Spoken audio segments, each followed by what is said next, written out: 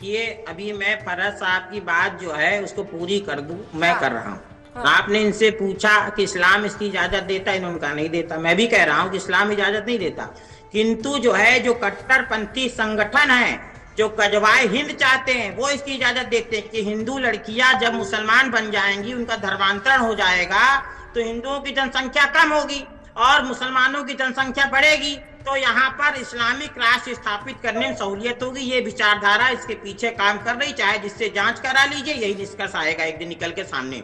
और दूसरी बात कि जो हिंदू लोग हैं उनको मैं लड़कियों को बता दूं, लड़कों को भी और उनके माता पिता को भी, सत्यार्थ प्रकाश का 13वां समुल्लास चैप्टर नंबर 13 और चैप्टर नंबर 14 लोग पढ़ लीजिए, फिर आपका जहां मन करे वहां आप धर्मांतर कर लीजिए, शादी कर लीजिए। जब चैप्टर नंबर 13 और 14 आप पढ़ेंगे जिसमें कि इस्लाम के बारे में और ईसाई मत के बारे में महर्षि दयानंद सरस्वती ने जब अंग्रेजों का शासन था उस समय उस ग्रंथ की रचना करके पहले ही लिख दिया। वो ऑनलाइन आपके पीडीएफ भी डाउनलोड हो जाएगी, उसका ऐप भी मिल जाएगा, पुस्तक भी मिल जाएगा, उसको पढ़ लीजिए, आपकी आंखें अपने आप खुल जाएंगी। और जो उसको एक बार पढ़ लेता है वो कभी जो है धर्मांतरण के विषय में विचार हिंदू नहीं कर सकता। मैंने स्वयं पढ़ा है, अपने परिवार को पढ़ाया, बच्चों को पढ़ाया। मैं डंके के साथ कह सकता हूँ कि कोई पूरा हिंदुस्तान भी अगर हर हिंदू मुसलमान बन जाए, कोई मुझे मुसलमान बना के ईसाई बना के दिखाए तो मैं जानूं ये उस चैप्टर नंबर 13 और 14 की विशेषता जिसमें समीक्षा की गई हो, सत्य के आधार पर है।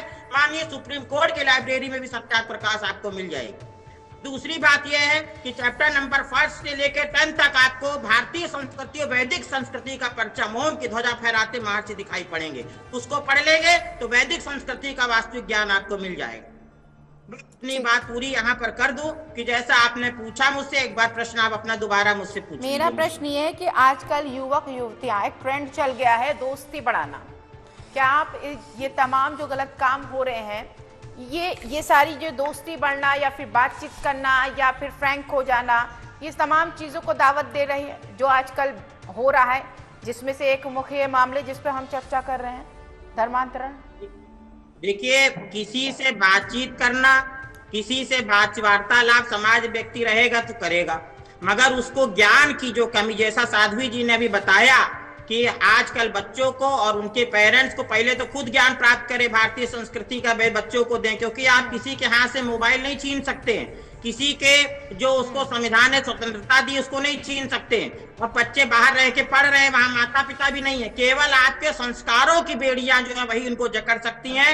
आप बाहर भेज रहे हैं पढ़ने के लिए, ठीक है, मगर उनको इतना ज्ञानी बना दीजिए पहले से, उनको हर मत की, हर मजहब की और हर चीज। देखिए, मैं अपने वक्तव्य में इस्लाम के बारे में भी बोलता हूँ, ईसाई मत के बारे में भी बोलता हूँ, थोड़ा थोड़ा सबका ज्ञान हो और अपनी सनातन संस्कृति का पूर्ण सत्यनिष्ठा के साथ उनको ज्ञान होना चाहिए, वास्तविक ज्ञान होना चाहिए कि कोई कितना भी डिगाना चाहे हमें हमारे मत से डिगा नहीं सके। हमारे श्री राम श्री कृष्ण जो महान कार्य किए उनसे उनको अवगत करा के तब भेजिए, बिल्कुल जैसे युद्ध में भेजा जाता है। विश्व में कहीं भी वो चले जाएंगे, वो वैदिक संस्कृति का परचम वो बच्चे फैलाएंगे अगर आप उनको वास्तविक ज्ञान। ठीक है, बहुत अच्छी बात की, यही बात पे तो मैं टिकी रहती हूँ। जब धर्मांतरण की बात आती है तो शिक्षा और शिष्टाचार, ये दो चीजें अगर समझ जाए ना धर्म से रिलेटेड, तो हर कोई गलत काम करने से पहले 100 बार सोच। आती हूँ फरहत जी, आती हूँ आपके पास आती हूँ मैं, आसिफ अहमद अंसारी जी, मैं आपके पास आऊंगी। आप